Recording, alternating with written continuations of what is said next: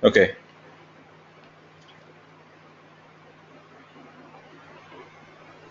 so before starting off with this sessions, couple of important points remember.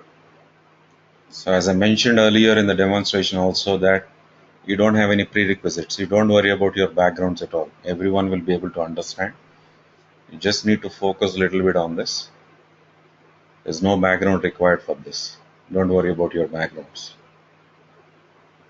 And second thing, don't expect any practicals right away because there's no meaning in directly jumping into the system and doing something when you don't know why you're doing it.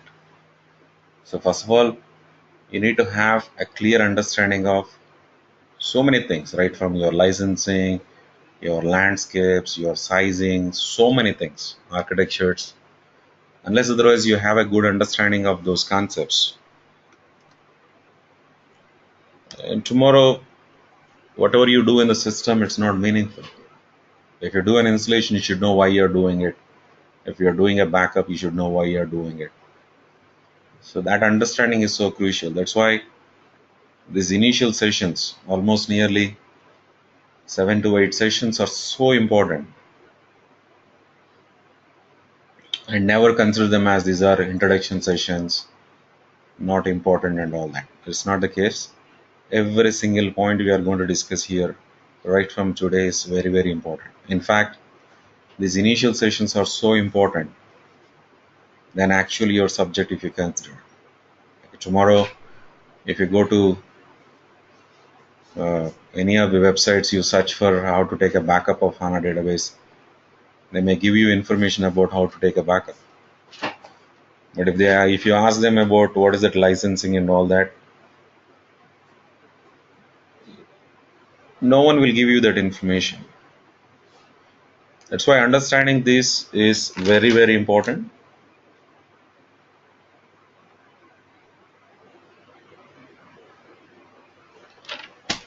And moreover, every single point we are going to discuss later on will be practically done. Don't worry. You'll be doing everything practical, every single point. So whatever I'm going to teach you in the classroom, I'm going to show you practically. When I'm showing it practically in the class, you will be able to practice when the server access is given to you. So that will be taken care. And you'll be given a documentation also. Separate link will come where we have all the documents available for you. You can download those documents and keep those documents. Just like how you can download your recorded videos, similarly you can download these documents also. Okay, so a little bit advanced stage, even I'll provide you some best practices guide also, which will be helpful for you. So in that context, to understand the implementation process in an organization, the first and foremost thing you need to know as an administrator is, suppose there is a customer, some XYZ customer want to go with SAP HANA solutions. The first and foremost thing what that customer need to do is, you need to get a license from SAP. So when a customer has decided you want to get a license from SAP or buy a license from SAP, as far as HANA is concerned, what kind of options SAP is offering to the customers? As an administrator, you need to know that. You should know what are the licensing options you have. At the same time, you should know that what are the different software components offered by SAP part of that licensing options and significance of each and every software component. Because for most of the people, you ask them what is HANA, they'll just say HANA is a database. But as an administrator, when you are speaking about HANA, you need to speak a lot more beyond that, because SAP is offering so many different software components which will have a huge impact in providing solutions to the customers. So whenever you think about implementing a solution in a customer landscape, these components plays a vital role. You should know what are those components are. It's not just about only database server. Database server is only one of them. So that's where what we are going to discuss in today and next two sessions is very, very important for you. What we are going to discuss to begin with is the SAP HANA licensing. So what are the licensing options available for you as far as HANA is concerned? And what are the software components they are giving and significance of those components I'm going to explain you. This is a big concept, so which will be there for first three sessions. So one by one we'll take it. And today, if you want to buy SAP HANA database server licensing, the version offered to you is HANA 2.0, the SAP High Performance Analytics Appliance 2.0 with SPS 02. SPS stands for Support Package Stack. Support Package Stack. That itself is suggesting stack. Stack means what? Collection. Collection of support packages. So you're not speaking about one support package, you're speaking about collection of support packages. Because as I told you, when you're speaking about HANA, you're speaking about collection of components. It's not one single component, a set of components. So every component will have a support pack. And that combination only we are calling it as support package stack. Collection of support packages. So that SPS support package stack now available is to SPS 2, SPS 02. That's the latest one. So what are these support packages consisting of? Support packages are not specific to HANA. It's general concept. Any software will have support packages. What is a support package consisting of? Support packages consisting of what? The first thing, there may be some corrections. So you may have some issues, some problems, some bugs in the previous versions. So they may come up with some corrections there. So there may be some corrections and some enhancements for the existing functionality. Functionality is already available. So they might have improved that functionality. So enhancements for the existing functionalities. And third one is there may be some new functionality also, a completely new functionality. So that's also possible. So support packages may be consisting of these three things: corrections, enhancements for the existing functionality, or maybe a new functionality also. So if you look at the brief history of SAP HANA, you need to know that, because generally when people are projecting their experiences, a lot of people I've seen doing mistakes. So in the profiles they are mentioning that I worked on 1.0 SPS 12 version, I worked on 2.0 version, like this, with specific support packages. So at least you should have an idea when these versions were released or support package stacks were released by SAP. So just for information, remember this. The history of SAP HANA versioning is like this. The first general availability of HANA started with HANA 1.0 SPS 03. This was way back in 2011 itself, somewhere about September, November time period. In 2011, SAP has introduced this 1.0 SPS 03. So general availability started only with this. Generally earlier to that there will be some ramp up phase. So once that is done, SAP is released to all the customers without any limitations or restrictions from this version 1.0 SPS 03. So there onwards it became a tradition for SAP. Almost every 6 months, one new support package stack they started releasing. That's the tradition they are following. That's why every year you see two support package stacks. Usually one you will get somewhere in that month of May, April, May, June, that time period, and another one will be somewhere in September, November, or December, that kind of time periods. So based on that, now you can imagine when SAP has released SPS 04, 05, 06 and all that. That's why I'm not writing all those things again. So you just consider every 6 months one new support package. So that's the tradition they're following. They're going to follow in the future also. So the last SPS in 1.0 version was SPS 12. This was introduced somewhere in 2016 itself. And then SAP came up with 2.0. 2.0 started with SPS 00. So this was almost end of November 2016. And then Hana 2.0 SPS 01. This is somewhere month of April 2017. And then the latest version is SPS 02.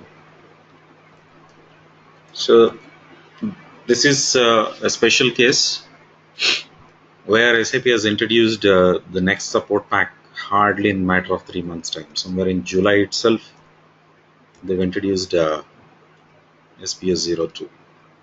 There are many reasons behind that. We have some issues in SPS 01, and that too, particularly that S4HANA, the new SAP Business Suite solution. So they want to have some special functionalities for that, which they plan to release in September. So to accommodate all those things, SAP came up with SPS 02 a lot earlier than expected.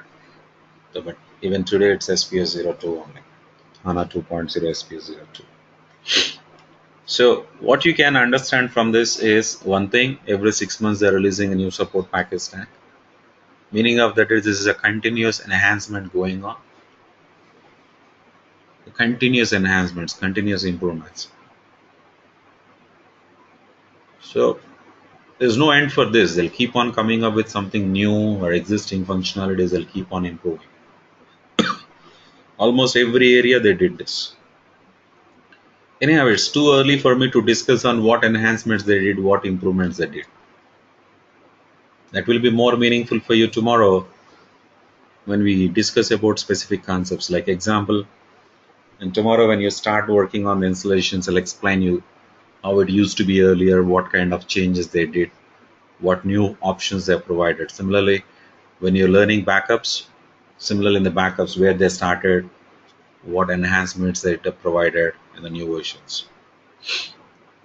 So while you are practicing, you'll be having 1.0 version as well as 2.0 version. We have 2.0 SPS2 available with us. At the same time, I'll give you 1.0 also, so that at least you can understand, okay, the older version it used to be like this, now in the new versions you have. And apart from that, you'll also learn how to upgrade from that older versions to new versions. That also you'll be able to practice. That's why I'll be providing you both 1.0 version as well as the 2.0 versions also. You'll be able to practice all of them.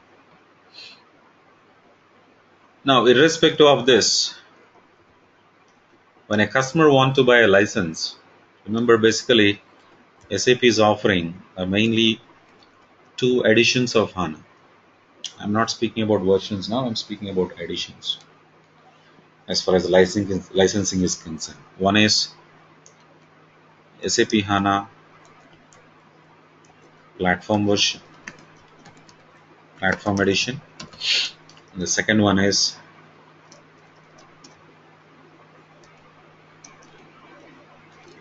SAP HANA Enterprise Edition.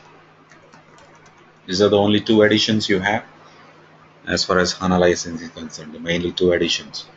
See, at the beginning, somewhere till SPS 03 and 04 of 1.0, we used to have one more edition. We used to call it as HANA Enterprise Extended Edition. There's no more available. Right from SPS 05, they stopped it. Anyhow, that discussion will come to that later on. I'm going to explain you what they used to provide in that Enterprise Extended Edition. That's way back in 2012 itself. SAP stopped giving it in 2012 for some specific reasons. So these are the two editions of SAP HANA available for you: Platform Edition, Enterprise Edition. So first, let us start our discussion on this Platform Edition. Platform Edition is the most basic edition of HANA. When I say the most basic edition of HANA, meaning of that is, in this Platform Edition only, you have all the core software components. The core software components. What do you mean by core software components? Core software components are nothing but the software components which are mandatory, compulsory, without which there's no HANA implementation at all. So those core components are provided in this Platform Edition. So meaning of that is, any customer anywhere in the world has to go with the Platform Edition. And going with Enterprise Edition is an optional thing for them. If they were interested, they can go with Enterprise Edition, which is basically an extension of the Platform Edition.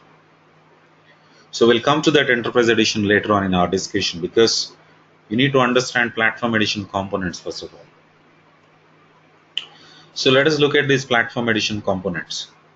What are the software components offered by SAP in the Platform Edition?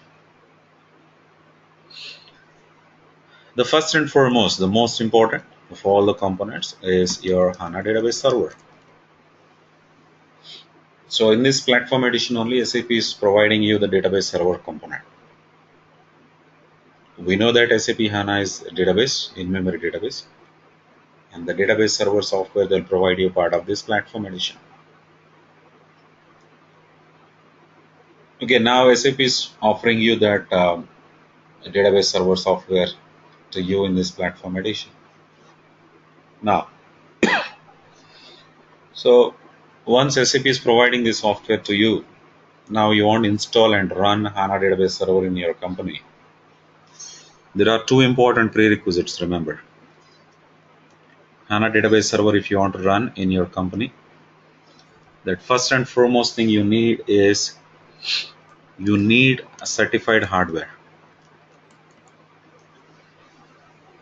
which we call it as an appliance. Because SAP made it mandatory for all the customers to run HANA only on the certified hardware. No choice there, compulsory. It's mandatory to run HANA only on certified hardware. And that certified hardware is what we call it as appliance. So what this customer needs to do is, he need to procure this appliance from the certified vendors. The huge list of vendors we have, it's a big list. So you can procure from any of these vendors like IBM, Dell, HP, Cisco, Fujitsu, Hitachi, NEC, Silicon Graphics. A lot of vendors like this. So there are more than 1330 models available for you. You can choose from that list. It's a big list. If you see at the beginning, starting of SAP HANA in 2011, hardly we used to have 15-20 models. But today we have more than 1330 models. Every week you can see another 10 models are getting added there. So that's what the success of SAP HANA is. So they provide you hardware configurations ranging from very small configurations like 64 GB RAM going up to hundreds of TBs. It's scalable. So generally, this is another most important thing what always customers will look for. Any customer will look for having a software which is scalable, hardware which is scalable. So that flexibility anyhow they have here. HANA database server software is scalable, and your hardware is also scalable. That scalability is there. So you'll be learning more about that later on, how you can perform scale up, scale out, all these options given by SAP. So they provide from very small configurations to very high configurations. But think about this. Think as an individual. Suppose you want to buy a PC. What do? You go to the shop. You can't simply ask the shop guy to give you a PC. So whenever you go to a shop, you need to give him the details about what kind of configuration you're looking for. Similarly, when you want to procure an appliance from these certified vendors, you need to identify your hardware requirements first of all.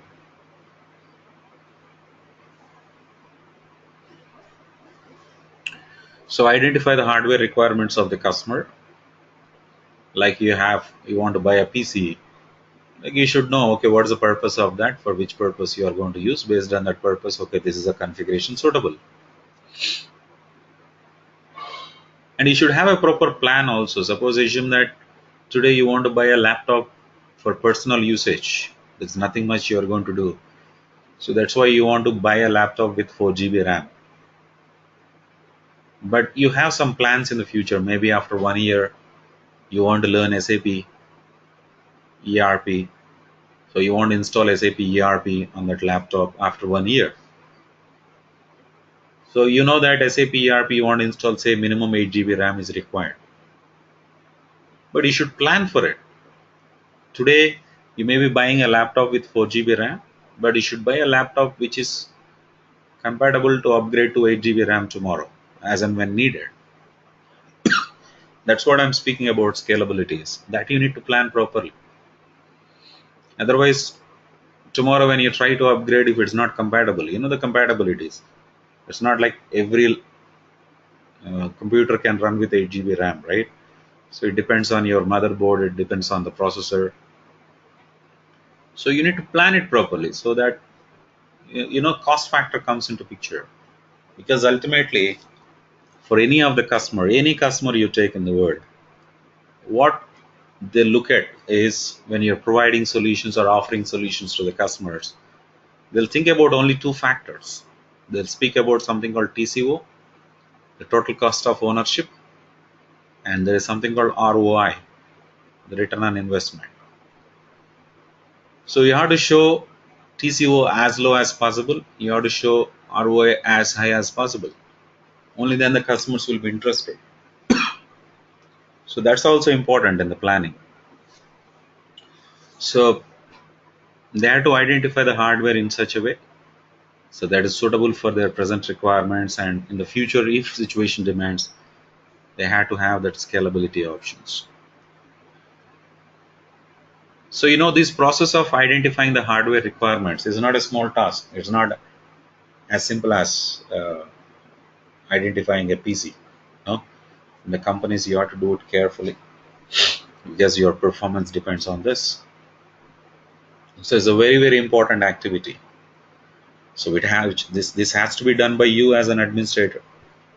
You know this process of identifying that hardware requirements, that's what we call it as sizing. So you have to do sizing and you have to identify the hardware requirements of this customer, and then you can go to the hardware directory list given by SAP and you can choose the right kind of hardware. So definitely pricing is also another big factor they need to consider, apart from identifying the right configuration for this customer. Anyhow, as it's an important activity, sizing is a very important activity. So part of your training, you're going to have 2 dedicated sessions exclusively for sizing. We are going to have a detailed discussion on the sizing after a few sessions. After 5-6 sessions, you'll be having a topic called sizing. I'm going to explain you the complete procedures you need to follow, what kind of approaches you'll follow for sizing, and how to do it, how to identify the hardware requirements of a customer. So you do the sizing, identify the hardware, and choose the right kind of vendor, and procure the appliance from that vendor. And remember this, procuring an appliance from a vendor is a task which will take some time. Don't expect this to happen immediately, instantly. Usually this is a process which will take 4 weeks. So you need to plan it properly. A proper planning is so important. Otherwise, you know, your project will be delayed. So you won't be able to reach your timelines. So that's why, excuse me, the plan is very, very important. So make sure that you procure the appliances at the right time to start your implementations. So that's the first thing. So once you identify your hardware and procure the appliance from a vendor, any of these vendors listed out there, then the next thing is, now it's like you bought a new PC. Now you have a new PC with you. Now what you want to do? Say you want to install MS Office on that. So you want to install any kind of software there. First and foremost thing you need to do on that particular PC is you need to install an operating system. Without operating system, you cannot think about installing any software. So similarly, here on these appliances, you need to install an operating system. Then only you'll be able to install your database server.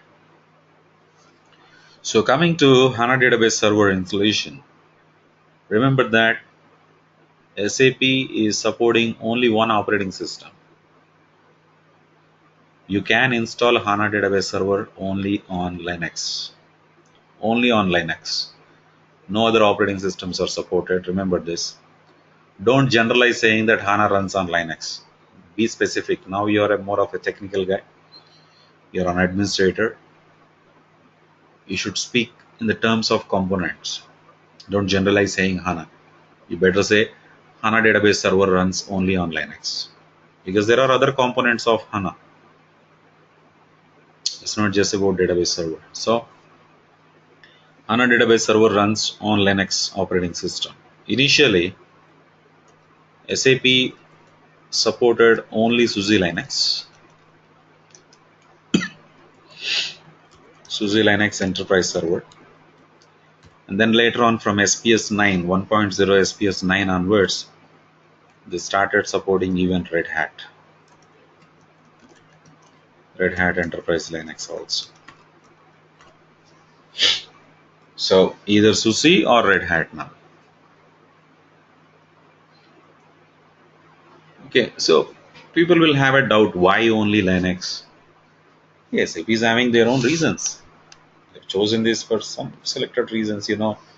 These are more lightweight operating systems, more secured ones, easy to maintain, and open sources. A lot of advantages we have with these operating systems. That's why they preferred using this Linux. Initially only SUSE Linux, but later on, many of the customers, they have already this Red Hat they are using there, so they started supporting Red Hat also. And another thing, people will have a doubt like which version of the Linux. That you don't worry. Depending on the version of your database, the version of Linux will be. It's not a fixed one. You can't follow the same always. Like suppose if I want to run HANA 1.0 SPS 12, I need to have, if it is SUSE Linux, SLES 11.4. If I want to install 2.0 SPS 00, it doesn't run on 11.4. Compulsory I need to have 12.2. So minimum required like that. So they'll give you clearly, if you go to something called PAM, Product Availability Matrix, they'll clearly give you which version of that operating system is suitable. So that version you need to install. And then you'll be able to install your HANA database server, which doesn't take much time. Hardly it's a matter of 15 minutes activity installing the database server. So which you'll be learning practically, and you'll also do it practically later on.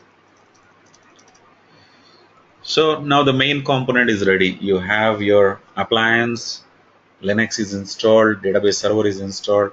Now in your company, there is a HANA database server running. Fine, database server is ready now. Now, once your database server is running in a company, there are many people who want to work with this database server. When I say many people, so they can be administrators, they can be technical people like modeling consultants, they may be developers. So there are many people who want to work with this database server. So they want to perform different activities depending on their roles and responsibilities. You can't expect all these people working on the server directly. In fact, we don't allow them to work on the servers directly. So it's obvious that all these people will be working from client workstations, including administrators. I don't allow every administrator to work on the server directly. I don't allow them to work on that Linux machine directly, except maybe a super admin. So when you people want to work from a client workstation, maybe a administrator, maybe a modeling consultant, maybe a development consultant, whoever it is. So when they want to work from a client workstation, what basically they need is they need an interface. They need an interface to perform their activities. So generally, when you are speaking about interfaces, basically there are two types of interfaces we use. One is CLIs, command line interfaces, where we just enter some commands, type commands. You go to DOS prompt and you type some commands like that. Or otherwise, another option, you have graphical user interfaces. Using the graphical screens, you perform your activities. Anyhow, you feel more comfortable working with graphical interfaces. So what SAP has done is, when these people want to perform different activities from the client workstation, SAP is providing a graphical tool for you. And that graphical tool SAP is offering to you is Hana Studio.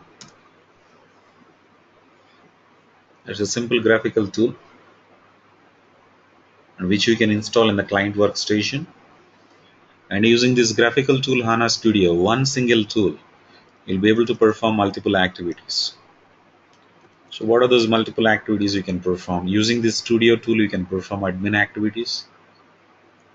Admin activities means you can perform anything like backup, recoveries, security maintenance, like user creation, role creation, monitoring. All these things you can do from here. And not only administration, modeling consultants, they can perform the data modeling. They can build data models, which they can use for analysis. And the development consultants, even they can perform the development activities, like they can develop some applications if needed, like mobile applications, web applications they can develop using the same tool. So one single tool, you're able to perform multiple activities. So that's the advantage we have with the HANA Studio. So this HANA Studio, you're going to install it in the client workstations. So when you say you want to install HANA Studio in the client workstations, now the question here is, what is that operating system you can expect on the client workstations? Client workstations, you can't expect Linux operating system. Client workstations, mostly it will be Windows. So that's why I remember, when it comes to HANA Studio, when that software is given to you, HANA Studio software, SAP is providing this HANA Studio software for different operating systems. They're providing HANA Studio for Windows. You have 32-bit, 64-bit available. You have HANA Studio available for Linux, and HANA Studio is available for Mac OS also. So that's where you should not get confused. If you see, this is my Windows machine. I have HANA Studio here. This is my HANA Studio. So don't get confused.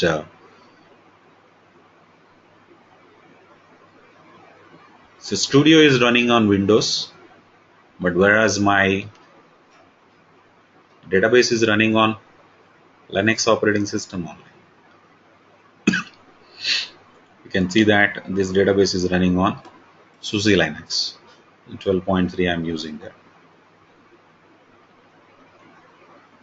So no confusions there. That's why I told you, don't generalize saying that HANA runs on Windows, HANA runs on Linux. No.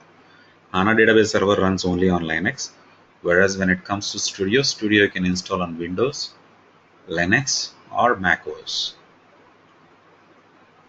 It's a simple graphical tool, a small tool. And there is an important story behind this HANA Studio tool. I'll come to that. I'll explain you that.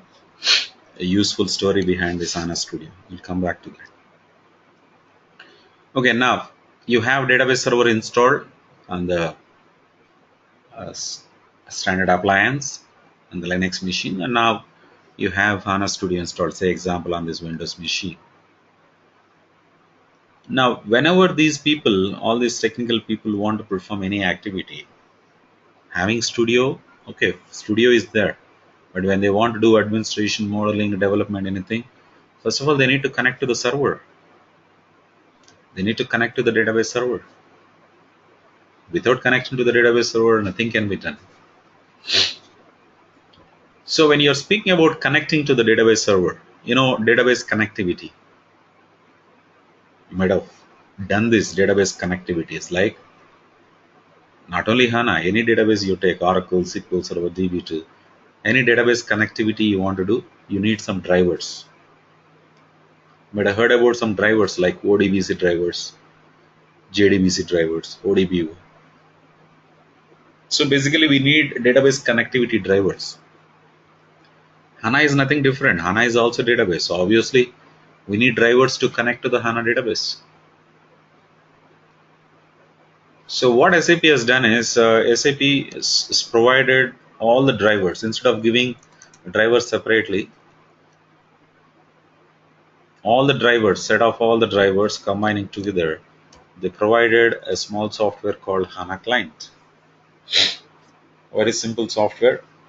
So in this HANA Client software, you'll find all the drivers required to communicate with your HANA database. So drivers like your JDBC, your ODBC, all these drivers are provided.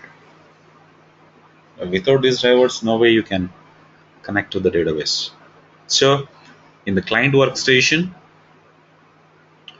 you install HANA Studio, but not only HANA Studio, you also installed HANA Client. Observe here, I'm just showing examples. This all you'll be learning later on. If you look at these drivers, general drivers, Oracle, all those drivers you have there, but you also find something called HANA Database ODBC driver. In fact, that is allowing you to connect to your database. Without the driver, there is no way you can connect to the database. So the drivers are so important for you. So that HANA Client is a small software consisting of all the drivers required to communicate with your HANA database. So you'll install HANA Client in your workstation along with the Studio, and then from the Studio, like this, you establish a connection to the HANA database. Once you connect to the HANA database, perform your different activities. Whatever it is, maybe monitoring, maybe backup, maybe recovery, securities, anything you can take care of. And modeling consultant, they can perform data modeling and all that. See how simple is this working environment to understand. This is so important for you to, first of all, visualize all these things, how the system setups will be done in the companies. In the coming sessions, you are going to learn something about system landscapes. So you need to have a good understanding of the landscapes. You need to understand, first of all, the components. If you know the components, you will understand the landscapes more easily. Even though your job is only a database administrator, HANA database administrator, knowing about the landscape will help you out to identify the problems and troubleshoot the problems more effectively. Because you should know, okay, in this system setup, if I have this problem might have maybe initiated from some other place, from some other application. We don't know that. So if you know the complete system setup, you'll have a good overall understanding of that. It becomes easy for you to work in that environment. So that always you need to look at. It's not just blindly working there. Get understanding of your system setups. So this will be whatever we are discussing now. All this will be helpful for you to understand those system setups later on. So these are the main things for you.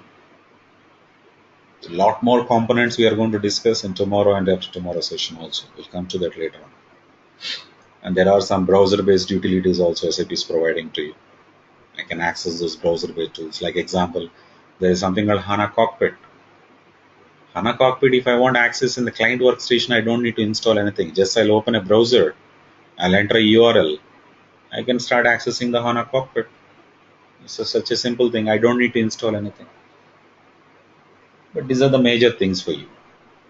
The Hana database server, Hana Studio, Hana client, which we can also call them as core software components, without which there's no Hana implementation at all. Okay, so now coming back to that Hana Studio, as I told you, there is a brief story behind that. Try to understand. This is really helpful for you for an administrator.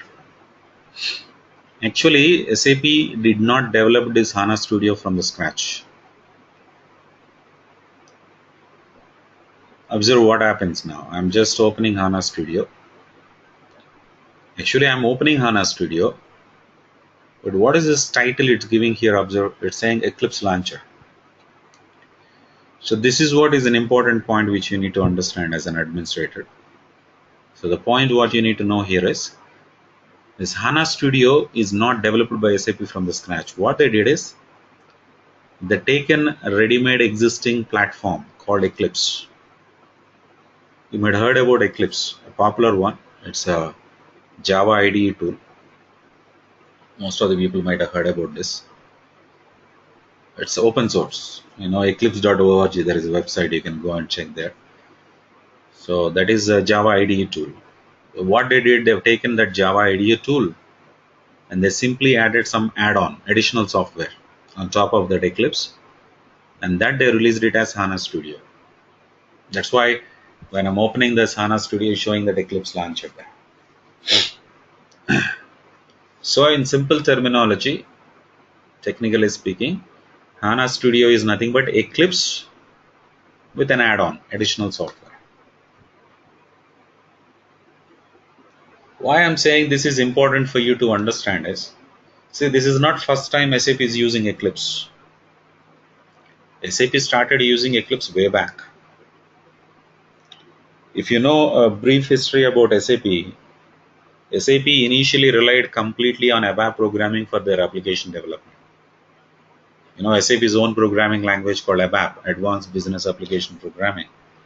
So they completely relied on ABAP programming for their application development initially. But you know, early 2000, late 90s, early 2000, when there is a huge demand for you know, mobile-based applications and web-based applications, so they found a lot of difficulties and limitations in ABAP programming. So after realizing that, SAP started using Java for their application development. They started doing it. So that's the reason why in 2004 SAP came up with the NetWeaver platform. So where they have some applications developed using ABAP and some of the application developed using Java. So once SAP started developing their applications using Java, they want to have a proper IDE tool. You know, Java is open source, anyone can use. What SAP thought, why can't we use an open source IDE tool? So at that time itself, Eclipse was popular. They started using Eclipse. So in 2004, when SAP came up with NetWeaver first time, they've introduced a tool called NetWeaver Developer Studio, NWDS. That NWDS was based on Eclipse only. What they did, they taken Eclipse and they added some software, and they given some provisions to develop that enterprise portal applications, knowledge management, mobile infrastructure applications and all that. So there's nothing new for them. They started using Eclipse way back. So what they did now also they've taken Eclipse and they added some software and they're given it as a HANA Studio where they're allowing you to perform HANA administration, HANA modeling, HANA development, all these things. So why is it so important for you to know as an administrator is, suppose tomorrow you started working in a company. So what that customer has asked you is, hey, our ABAP developers want to do ABAP development in Eclipse. Or they may say that I want to do ABAP development from HANA Studio. And they'll ask you to set up the working environment. What you are going to do? Because generally ABAP developers, what they do, ABAP developers, if they want to do any ABAP developments, they go to SAP GUI like this. They log into their SAP application, and after logging into SAP application, they use something called ABAP Development Workbench, and they do the developments from there.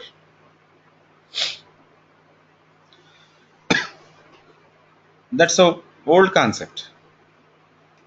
But now, suppose the customer is opting for S4 HANA implementation. You know, S4 HANA, there's a new ERP, Business Suite solution, 4th generation one, but only with the HANA database.